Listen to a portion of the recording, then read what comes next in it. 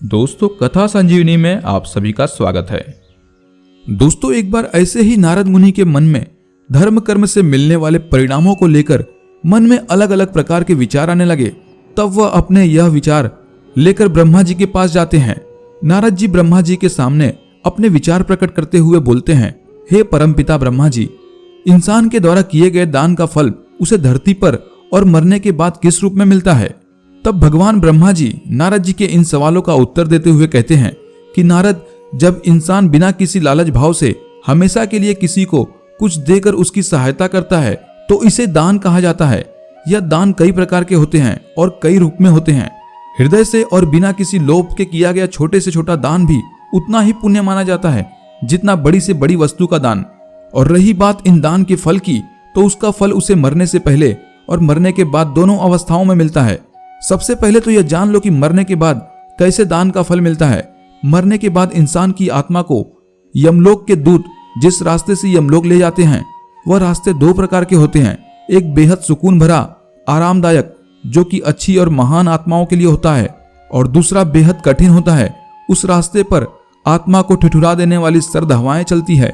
अब इस मौके पर यदि उस इंसान ने किसी को कोई गर्म कपड़े का दान दिया होगा तो उसे भी यहाँ इन ठंड हवाओं को झेलने के लिए वैसी ही मदद मिलेगी। ठीक इसी प्रकार यदि इंसान ने किसी भूखे को खाना खिलाकर या किसी भी फकीर को अन्न का दान किया होगा तो इसे यहाँ भी भोजन मिल जाएगा। इस प्रकार इंसान का दान उसे मरने के बाद भी मदद के रूप में रास्ते में मिलता है। श्रीमद् भागवत गीता में लिखा गया है कि इसी प्रकार दूसरों के निस्वार्थ भाव से की गई सेवा सदैव आपके जीवन में फलदायी सिद्ध होती है।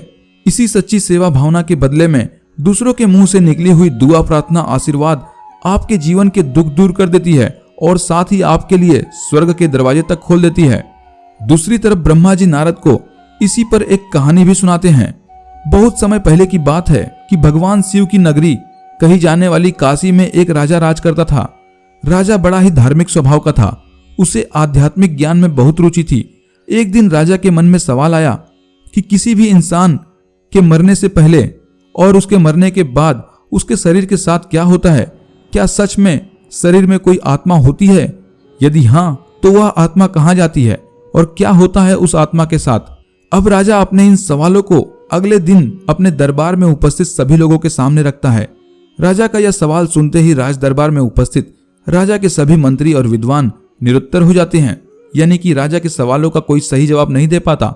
काफी देर तक सोच विचार करने के बाद राजा दरबार में यह ऐलान करते हैं कि मेरे सारे राज्य में यह ढिंडोरा पिटवा दिया जाए कि जो आदमी कब्र में मुर्दे के समान लेटकर रात भर कब्र में मरने के बाद होने वाली सभी क्रियाओं के बारे में बताएगा, उसे 500 सोने की मोहरें भेंट दी जाएगी।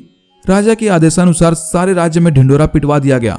उसी राज्य में एक बहुत ही कंजूस और लालची इंसान रहता था जो धन के लिए कुछ भी कर सकता था।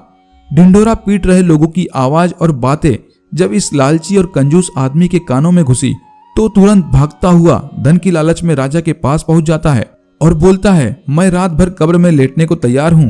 फिर राजा ने अपने नौकरों को आदेश दिया कि इस आदमी के लिए अर्थी सजाई जाए। फिर अर्थी सजाई जाती है। अब सब लोग उस आदमी को उस पर लेटाकर ले जाते हैं। रास्ते में एक भिखारी जो उस कब्र में लेटने वाले आदमी का दोस्त होता है, वह उसका पीछा करने लगता है और उसके पास आकर बोलता है कि तुम तो अब मरने वाले हो, तुम्हारे पास जो भी धन है मुझे दे दो, अब उस धन का क्या होगा? बार बार यही बोलकर वह भिखारी आदमी का दिमाग खाया जा रहा था। कंजूस के बार बार मना करने पर भी भिखारी ने उस कंजूस आदमी का पीछा नहीं छोड़ा और बारंबार पैसे मांगने की रट लगाए जा रहा था। आखिर कंजूस जब एकदम परेशान हो गया तो उसने कब्रिस्तान में पड़े बादाम के छिलकों के एक ढेर में से एक मुट्ठी भर छिलके उठाए और उस फकीर को दे दिए। भिखारी वहां से चला गया। बाद में कंजूस को एक कब्र में एक मुर्दे के साथ लिटा दिया गया और ऊपर से पूरी कब्र बंद कर दी गई।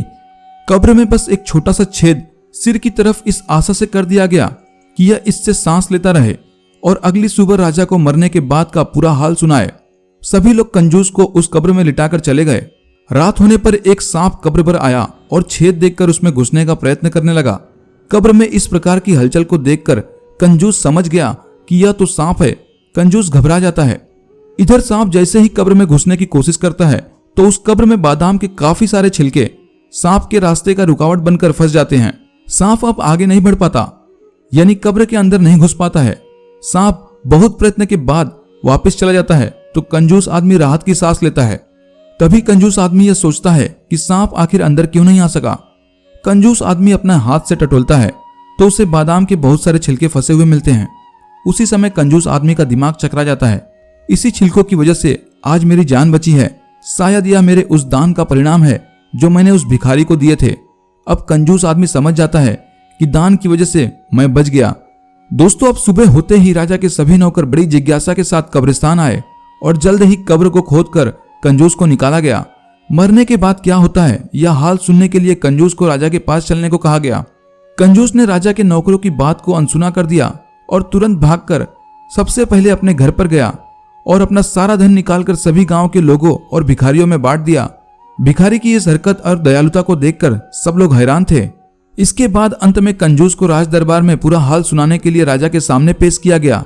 कंजूस ने बीती रात सांप और बादाम के छिलकों के संघर्ष की पूरी कहानी कह सुनाई और कहा, महाराज, मरने के बाद सबसे ज्यादा दान ही काम आता है, अतः दान करना ही सब धर्मों से श्रेष्ठ है।